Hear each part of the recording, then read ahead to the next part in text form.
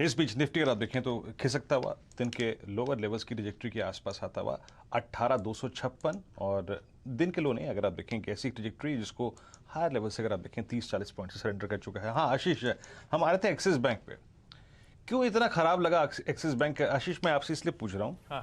क्योंकि यतिन जब आज हाउस व्यूज बता रहे थे तो हाउस व्यूज में कहा गया कि भाई अगले 6 महीने से साल भर की दौर में सब कुछ ठीक ठाक हो जाएगा, कोई दिक्कत की बात नहीं है।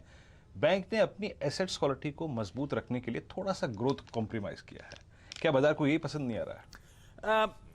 वीरू, जो ब्रोकरेज होंगे या फिर गौरांग सर से पूछोगे तो लॉन्ग टर्म तो सबको एक्सिस बैंक पसंद आएगा। सीधा सौदा में हम लोग मेंशन कर रहे थे आज की ट्रेजेक्टरी, तो आपने नोटिस करा होगा रिजल्ट से पहले किस तरह की strength ICICI bank axis bank में आई।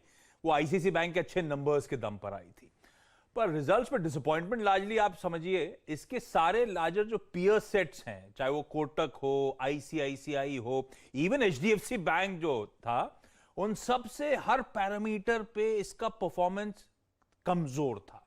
अब उसमें आप ग्रोथ के नंबर्स देख लीजिए, एक्सिस बैंक की लोन ग्रोथ सिर्फ 10% के आसपास थी, बाकी सब की, इवन एचडीएफसी बैंक की 15-16% के आसपास, आईसीआईसीआई की 17% के आसपास थी। तो उन पीयर सेट से कमजोर परफॉर्मेंस था, लार्जर पीयर सेट से। ऑपरेशनली वो ऑपरेटिंग प्रॉफिट्स वीक थे। आईसीआईसीआई बैंक के एनआईएम्स आपने नोटिस करा होगा 4% पे, यानी कि जितना डेटा हमारे पास था 26-27 क्वार्टर्स का सबसे बेहतर थे, इसलिए हम कह रहे थे रिकॉर्ड हाइस पे एनआईएम्स हैं। इसके केस में एनआईएम्स भी कॉन्ट्रैक्ट होते हुए नजर आ रहे थे, तो रिजल्ट्स में कुछ चैलेंजेस नजर आ रहे थे, इसीलिए स्पेसिफिकली वो वीकनेस की बात करी थी। तो एक काम करते हैं, क्योंकि आपने एक्सिस की बात छेड़ ही दी है, तो उस पर गौरांग सर से पूछ लेता हूं। गौरांग सर, एक्सिस कैसा लगता है?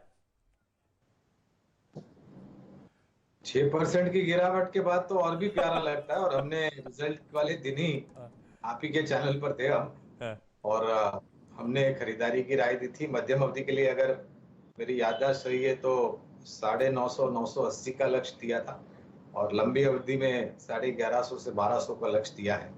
तो अगर 850 पे पसंद आता था तो 790 पे तो मेरे ख्याल से बिल्कुल आपको खरीदारी करनी चाहिए आशीष, बशर्ते कि आपका नजरिया मध्यम से लंबी अवधि का हो।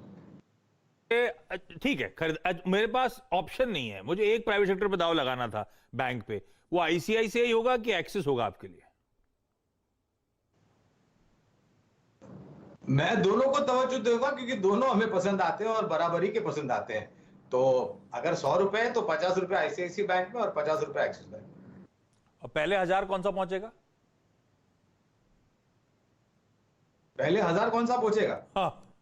मेरे ख्याल से दोनों में ज्यादा अंतर नहीं होगा आशीष, एक दूसरे के पीछे ही चलेंगे ये।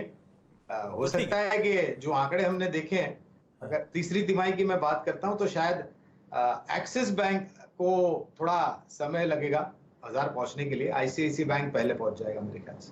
तो वैसे ही पहुंच चुका है, पर हाँ इसके टारगेट्स भी आ चुके थे मेरे ख्याल से 1100 के आसपास के आईसीआईसीआई बैंक के, और बहुत अच्छे नंबर्स थे। तो एक्सिस बैंक को डिसअपॉइंटमेंट है और समय लगेगा खैर लॉस ग्राउंड को रिगेन करने का, लेकिन दोनों प्राइवेट बैंकिंग स्पेस के दिग्गज आपके शायद पोर्टफोलियो में होने चाहिए। लेकिन एक्सिस बैंक पे सतपुते साहब, आपका कॉल क्या है? ये जो वीकनेस जो आज बढ़ रही है, अब तो मेरे ख्याल से ये दिन के लोज हैं जहां पे एक्सिस बैंक आके खड़ा हुआ है, 6-6.5% का दबाव। कितना और रिवर्सल, कितना और पेन बचा हुआ है, या जो होना था हो गया? आशीष, मुझे लग रहा था कि सुबह इतना सेल ऑफ नहीं होगा, टू बी वेरी फ्रैंक। तो मुझे लगा था करीबन 800 के आसपास ये संभल जाएगा। 800 पे सबसे ज्यादा पुट राइटर थे, लेकिन एक्सपायरी के सामने ये जो प्रेशर है, ये जो दब रहा है, उसके चलते मुझे लगता है इसका जो नेक्स्ट टारगेट होगा वो करीबन 760-755 का होना चाहिए, बशर्ते ये सेलिंग कंटिन्यू रहे। तो मेरे हिसाब से थोड़ा तो वेट करें। चार्ट बढ़िया है, देखिए लॉन्ग टर्म चार्ट बढ़िया है, ये इंटरमीडिएट करेक्शन से, तो यहाँ पे हमें सिर्फ ये दिखना है कि इसे बाय कहाँ करना है। तो थोड़ा सेटल हो जाएगा, अगर मुझे लगता है ये 750-760 के रेंज में, तो फिर से मुझे लगता है वहां से बाइंग शुरू होगी। फिलहाल के लिए थोड़ा वेट करें। फिलहाल के लिए थोड़ा सा वेट करिए। अगर आप देखें तो एक्सिस बैंक में इस बीच कुछ एग्रेसिव स्टॉक्स जो कि बैकफुट पे आते हुए, look at Tata chemical 997, day लो पर बढ़ता हुआ ये स्टॉक। उसके बाद आप देखिए एग्रेसिव स्टॉक्स में टाटा पावर, ये भी बैकफुट पे आता हुआ। पावर स्पेस में अगर आप एनटीपीसी को देखें डे लो पर, पावर स्पेस में आप बीएचएल को देखिए डे लो पर, और कुछ एग्रेसिव स्टॉक्स जो कि सरेंडर कर रहे हैं उसमें भारत फॉर्ज और Tata power, BHEL, Aditya Birla fashion, ये सभी के सभी स्टॉक्स जो हैं वो डे लो की ट्रैजेक्टरी में आते हुए। कुछ थोड़े से अगर आप देखें शॉर्टिंग के कैंडिडेट्स के बारे में बात करते हैं। वो स्टॉक्स जो कि थोड़ा सा अब चार्टिकली मतलब आप समझ लीजिए कि 3 दिन के पुलबैक में पार्टिसिपेट नहीं कर पाए। जुबिलेंट ने पार्टिसिपेट किया, बहुत सारे स्टॉक्स ने पार्टिसिपेट किया, कोलगेट ने पार्टिसिपेट किया, एचयूएल ने पार्टिसिपेट किया, लेकिन जो स्टॉक्स पार्टिसिपेट नहीं कर पाए उसमें एक बार आप लेके आइए कैनफिन होम्स। प्रकाश सर, आपकी राय क्या होगी? ये जो अब कैंडल्स जो हैं वो सप्लाई इंडिकेट करती हुई 10-20 का एक नेगेटिव क्रॉसओवर डेवलप होता हुआ इस चार्ट पर, और ये नेगेटिव क्रॉसओवर काफ़ी समय बाद डेवलप हुआ है। आपकी अप्रोच क्या रहेगी कैनफिन होम्स पे? Any shorting thoughts? हाँ, स्लगिश लग रहा है कैनफिन होम्स। स्टॉप लगाइए करीब 660-65 का, और मेरे ख्याल से एक स्लाइड अप डाउन मूव मिल सकता है। Target on the down side करीब 625 के हो सकते हैं कैनफिन होम्स में, क्योंकि स्ट्रक्चरली थोड़ा बिगड़ चुका है, एक सेल सिग्नल जनरेट हुआ है कैनफिन होम्स में।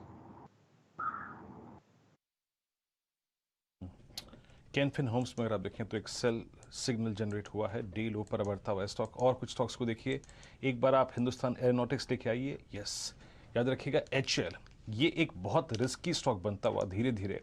राजेश सतपुते जी, एचएल पे आपका टेक क्या होगा? एक काम करता हूँ, मैं जरा अपनी स्क्रीन पर यहाँ पर जरा एक बार स्पॉट का चार्ट निकाल लेता हूँ।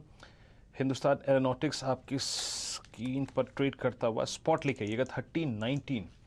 ये इसका एक टिपिकल इन्वर्टेड फ्लैग है राजेश जी। 1315, 1310, 1315 और 1318, ये लगभग 3-4 जो पॉइंट्स हैं इस पे काफ़ी इंपॉर्टेंस रखते हैं। यही पिछले 5-7 सेशन के लोज हैं, यहीं पे एग्जैक्टली 50 डे एक्सपोनेंशियल में जा रहा है। शॉर्टिंग थॉट है आपका कुछ इस स्टॉक पे? देखिए, थोड़ा इलिक्विड होता है ये काउंटर, और खींचता है तो फट करके खींचता है। लेकिन यस, जिनके एक आप ये कह सकते हैं कि इसका ट्रेंड तो वीक है, क्योंकि जो सेल ऑफ था, सेल ऑफ के बाद सिर्फ 2-3 दिन का पुल बैक, लेकिन वो भी कोई खास नहीं था। तो ये प्रोबेबली आप ये कह सकते हैं कि ये 1240, 1250 तक की जगह एचएल में बनते हैं, लेकिन आपको एक स्ट्रिक्ट स्टॉप लॉस लगाना पड़ेगा 1335 का। तो 1335 के साथ एचएल सेल है फॉर द टारगेट ऑफ 1240, 1250। और वीरेंद्र जी, मैं यहाँ पे सिर्फ यही कहूंगा, आपने पहले जो कैनफिन फाइनेंस की बात की, उसका स्ट्रक्चर बेहद वीक है। मुझे लगता है यहाँ पे जगह जो है सेलिंग के लिए वो ज्यादा दिखती है, डीप दिखती है। प्रोबेबली 600 तक का फॉल मुझे लगता है कैनफिन में आना चाहिए। आपको एक स्टॉप लॉस रखना पड़ेगा 655 का। सो सेल कैनफिन। ओके, ये आ गया कैनफिन होम।